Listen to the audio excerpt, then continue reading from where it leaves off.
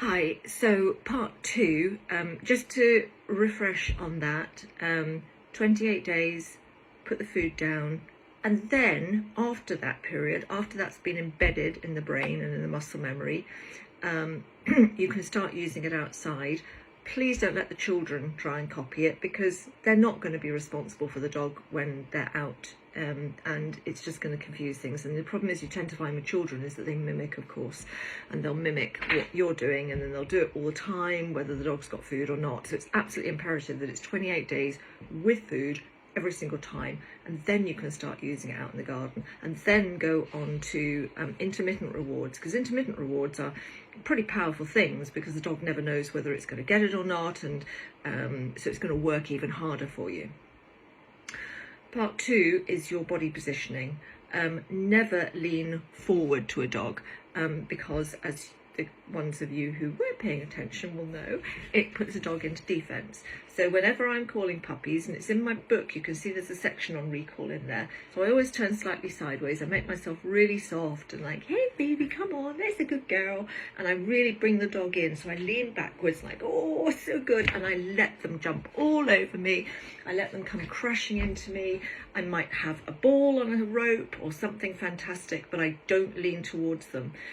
If necessary, you can run back a little bit. Hey baby, come, yeah, well done. But you've got to make what the old stockmen and trainers used to say, make much of your dog. Make a load of fuss of your dog, because if you're in the park and the choice is of going to see somebody else who's got other dogs or horses, or going to see cattle or sheep or whatever, and you're standing there like a bit of a dummy going, come on, come back here, there's a good girl, it's a no-brainer.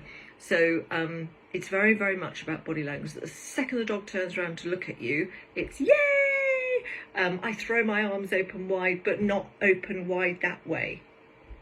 So that's my, come on, let's come to me, what a good girl. When your dog is bolting, I mean, i.e. when it is absolutely bolting, there's really very little you can do about it unless you've absolutely got your recall nailed on. So I always slightly wait. If my dogs are chasing a rabbit or something, the likelihood of me being able to get them off that rabbit, off that chase is slim. But of course, if they're heading towards, so if it's not a dangerous situation, I might slightly let it go, because my danger is that if I use that recall sound and they don't come back, then the problem is that your dog has then learned to ignore that sound. So I really only use it when it's absolutely necessary. And I have two commands. One is here, which means come to me, and the other one is this way, which means come in my general direction. But when you do go out, don't be shouting all the time. Let your dog check in with you, because otherwise you don't want to be a sonar for the dog.